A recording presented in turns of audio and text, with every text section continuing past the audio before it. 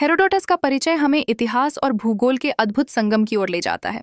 वह लगभग 440 से 425 ईपू के बीच जीवित रहे और यूनान के हलिकारनासस वर्तमान तुर्की में जन्मे। उन्हें इतिहास का पिता कहा जाता है, लेकिन उनकी कृतियां भूगोल के प्रारंभिक विचारों का भी परिचायक हैं। हेरोडोटस ने मिस्र, फारस, मेसोपोटामिया और काला सागर जैसे विभिन्न क्षेत्रों की यात्रा की और अपने कार्यों में इन क्षेत्रों के भूगोल, जलवायु, संस्कृति और लोगों का विस्तार से वर्णन किया। वर्णनात्मक भूगोल का क्षेत्र हेरोडोटस की रचनाओं में विशेष स्थान रखता है। उन्होंने नदियों जैसे नील, डैन्यूब और यूफ्रेटिस, रेगिस्तानों, पर्वतों और निवासियों के रहन सहन, पोशाक, धर्म तथा शासन का विस्तृत विश्लेषण प्रस्तुत किया। इन विवरणों के माध्यम से वह केवल भौगोलिक विशेषताओं को ही नहीं, बल्कि वहां के लोगों की संस्कृति और सामाजिक जीवन के तत्वों को भी उजागर करते हैं। ऐतिहासिक भूगोल के संदर्भ में हेरोडोटस ने यह बताया कि भौगोलिक स्थिति युद्ध, व्यापार और संस्कृति पर गहरा प्रभाव डालती है। वह यह भी स्पष्ट करते हैं कि जलवायु और मानव व्यवहार के बीच एक मजबूत संबंध है।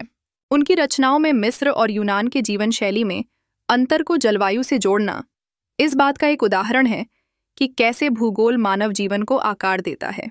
मानव पर्यावरण अंतःक्रिया में उन्होंने मिस्र की सिंचाई प्रणाली और स्किथिया की घुमंतू जीवन शैली का उल्लेख किया। यह दर्शाता है कि मनुष्य किस प्रकार अपने पर्यावरण के अनुसार ढलता है।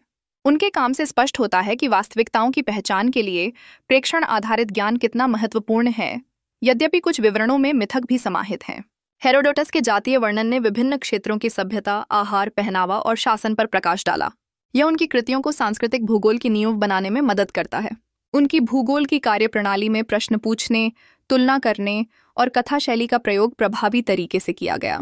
आधुनिक भूगोल में हेरोडोटस का योगदान अत्यधिक महत्वपूर्ण है।